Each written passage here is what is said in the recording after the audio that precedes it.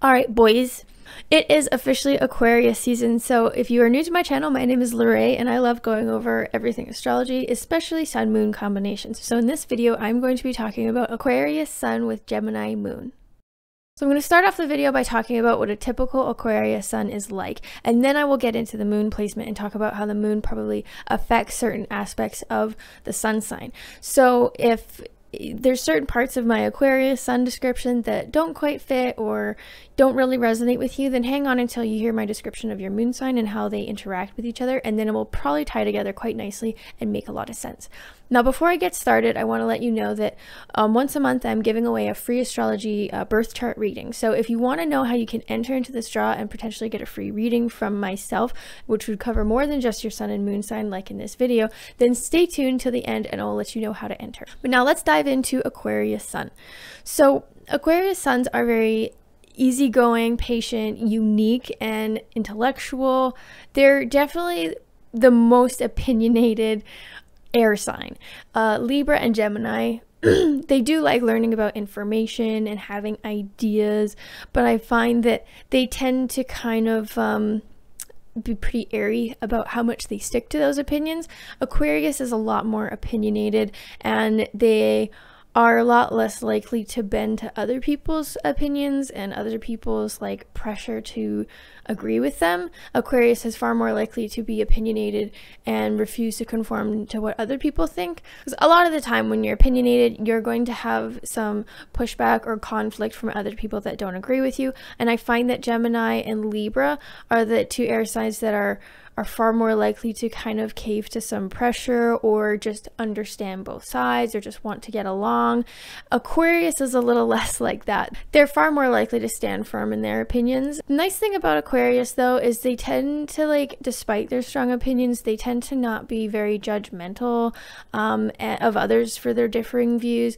In fact, I find Aquarius can have quite a bit of respect for other people's viewpoints if they, aren't aggressive or mean about it. Basically, if two people are able to just have differing viewpoints and actually have a real conversation, and if Aquarius is able to understand like how people got to that understanding or that belief or that opinion, they're pretty likely to kind of understand and not be super judgmental about it. They don't easily get offended. Aquarius is not an emotional placement, and they're quite objective, and so they tend to have kind of a live and let live mentality. So the only time an Aquarius is not those things, where they're the time that an Aquarius is judgmental and does not have a live and let live mentality, is if they feel like the other person, or if someone is infringing on either their freedom or someone else's freedom in some way, or has an opinion that is potentially harmful or something like that. So Aquarius is very concerned about freedom and individuality. And so if someone has an opinion that's, say, very narrow-minded, or it kind of infringes on people's ability to be an individual and a free-thinking individual, then that's when Aquarius can be kind of judgmental and stick up for people. They love to, Aquarius is a very rebellious placement, and they love to stand up for other people, and they love to stand up for causes. So you'll probably tend to see, like, if Aquarius is standing up for some kind of cause where they want to create change of some kind, it usually has to do with freedom and individuality and kind of unity. They want people to be able to stand up for like this unity and this collective ideal of some kind. And that's kind of what you see happening lately with what's going on with Wall Street bets on the stock market. Saturn and Jupiter entered into Aquarius. First we had the Great Conjunction, and now they're both transiting through Aquarius throughout this year. And I had said in one of my transit videos that I think we're going to start see some kind of uprising and rebellion when it comes to freedom and wanting people to have like their collective freedoms, and people kind of being more united and banding together to create some sort of freedom when it comes to authority, government, work, finances, that sort of thing. And so we're starting to see that, and that's just pinnacle Aquarius, is rebelling to create some sort of change in the direction of freedom and standing for a collective cause. So Aquarius is also known for being quite aloof, that comes from being very independent and just wanting their own individuality and freedom. So they can come across across quite aloof. They're just not a very emotional placement. They don't get easily worked up. But despite that, they do enjoy relationships with like of all kinds, romantic, friendship, otherwise. They enjoy getting to know lots of people, and they enjoy connecting with people, and they can be a very reliable and faithful friend as long as that person doesn't infringe on their independence and their freedom. So it can come across to other people as them being very cold when they have this relationship with a person, whether it's a friendship or romantic or a family, a member of some kind. They can have what feels like a very close relationship. They get along really well, and the Aquarius Sun is really easy to get along with. You know, they're the kind of people you can just hang out in their company and in their presence, and you don't really have to try super hard, right? They're not the kind of people that you have to like plan some big thing to do with them. Like, they're the people that you could just like sit in silence with and actually enjoy their company. And you could do this if it has been like a year since you've seen them. You know, Aquarius Suns don't need a lot of attention. They don't need to be in constant contact. But you can pick up where you left off even if it's been a long time since you've seen them. Now, the where Aquarius comes across as very cold and detached is because their individuality and their freedom is the most important thing to them. And so they can have a pretty good relationship with someone. Like I mentioned, it doesn't have to be romantic. So they can have this relationship with a person and seem quite close and get along really well. As soon as that person, though, is infringing on their independence and freedom, that is when Aquarius is able to drop them like a hot sack of potatoes and cut them off, essentially. So that's where to other people that seems very cold and, oh, like, how could you do that if, like, you know, we're close friends or we're dating or whatever it is. As soon as an Aquarius feels trapped, they are gone. And so that's just how they operate, because for them, the number one most important thing to them is their individuality and their independence and their freedom. And so as soon as you are going for that, they are out. And this can depend on the moon placement, which we will get to. Now, lastly about Aquarius Sun is they, like I mentioned, are so concerned with being an individual and being unique. And sometimes I feel like the Aquarius puts like so much pressure on themselves to be unique and intellectual and different. You know, they're the kind of people that are into like conspiracy theories and alien life and just a lot of cool stuff, you know. But sometimes they can be so concerned about you being unique and being different and going against social norms that sometimes they just do it for the sake of being different or the sake of being unique. Not all of them, but some do. It's just that's so important to them that like it's almost as if sometimes I think Aquarius's self-worth is attached to how unique they are and how you know, just how special they are compared to other people. I think Aquarius's biggest fear would be being average or being mediocre. So sometimes I feel like they put too much pressure on themselves, or they're so concerned with being unique and being different that sometimes they do it just for the sake of being unique and different, even if that's not truly who they are or what they're interested in or want to do. Now, before I get started on the moon sign, I just wanted to let you know about the Kickstarter campaign that I have officially launched. At the time I'm recording this is how much I have raised already, and I would really appreciate if you would check it out if you enjoy the content that I'm making. This Kickstarter campaign will be helping fund the content that I'm making for this YouTube channel, like the sun-moon combinations, and it will also help fund the making and printing of this beautiful tarot deck. So I will leave a link in the description if you want to check that out. In the meantime, let's get back to today's video.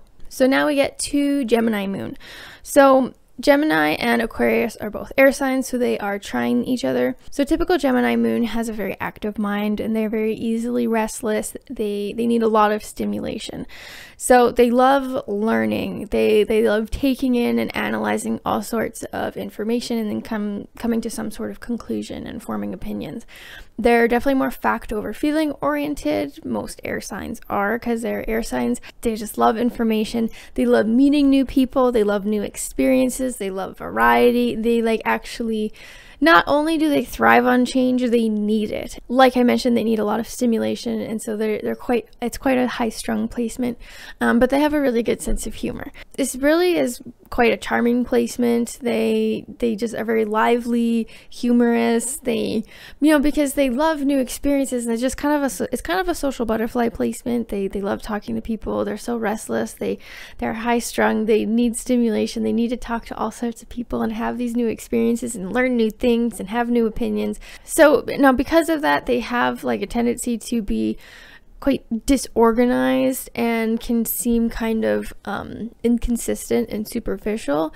And this is because they just love new, and they love new information and new experiences and new people, that they don't really stick with any one of those things for very long. And so as a result, any like opinions they have aren't super deeply rooted in like, ideals or values that they hold. It's more just like, oh, this is a cool fact, and maybe it means this, and then the next day they're on to a new one, and then the next day, and then a week later they're contradicting what they said 6 days ago. And so that's kind of the trouble that this placement runs into. And because they have like another air sun, I feel like that's even more so the case. So they probably have a hard time when it comes to like forming deep connections and relating to people on an emotional level and in a deep way, because a lot of it's just like information that they know, but it's not necessarily rooted in some kind of deep values that they hold themselves. So that's why Gemini placements in general kind of have that reputation for being two-faced. Now, sometimes that can be like with bad intentions. It can be on purpose, where they talk to this person's face and act nice and say nice things about them, and then they go talking behind their back. That's like notorious Gemini. That's not always the case. When they're healthy, it just means that they're able to get along with all kinds of people in a genuine way. And the reason people think they're inconsistent or superficial is because sometimes they kind of are. It's not usually with bad intentions. It's more just they love information. They love learning new things. So to other people, maybe say earth signs, to them it seems like, oh, like this person is really inconsistent and two-faced, because one day they said this and one day they said this, and to them it's like, oh, it's like this person is changing their values or they're changing their belief system every other day because of all of this information. And what it really is that they're able to separate like their deep-rooted values and belief system with opinions and with facts and information. So a lot of the time it can really just be like, oh, this is a really cool, interesting fact. I understand it and I think it's cool to share it. And I think this is a really cool opinion. Maybe this is true, maybe it's not. So, and then the other day they may have a different one that may be slightly contradicting, but it's more that they love understanding, they love learning, and they love information. Doesn't necessarily mean that they're taking on every single opinion as something that they deeply believe and uphold as a value. So that said, this pairing is definitely like very, like there's really not a whole lot that's working against each other. They're very compatible. So this pairing is just one that's very even more intelligent and even more restless and just loves change and new experiences. And so this is a pairing that would have, I think, really hard time settling down in one place or only being friends with a couple people their whole life.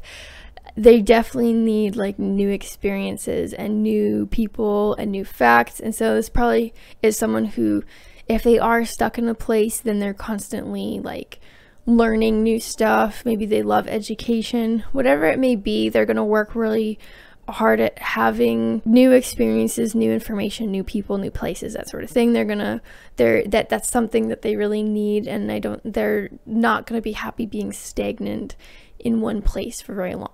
And it could be difficult for them to find deep connections with people just because they are so motivated by new things. The Gemini Moon wants to have new experiences and meet new people and go to new places and learn all the new things they can. Aquarius loves freedom and individuality and being unique, and they do enjoy the company of other people. So does Gemini, but both are likely to move on from people in their life, because Aquarius doesn't like when people infringe on their freedom and their individuality, and Gemini gets bored easily. And so if they feel like this person isn't contributing to them learning new things or having new experiences, then both of these placements are probably easily going to, like, you know, flutter away. So that is all I have planned for today's video. Thank you for watching all of the way through. As promised, I wanted to let you know how you could enter to win the free birth chart reading. So all you have to do is subscribe to my channel and then comment below the video letting me know that you have done so. When you've done those two things, both of those, then you will be entered to win a free birth chart reading from myself, and then I will announce the winner at the end of the month. I'll release a video on the last day of each month, and that's how you'll be able to watch to find out if you've won. So stay tuned for that, and good luck. And if you're feeling generous, you could give this video a like and potentially check out my Kickstarter campaign. That is all for now. Thank you for watching, and stay tuned for more. I hope to see you again. Take care.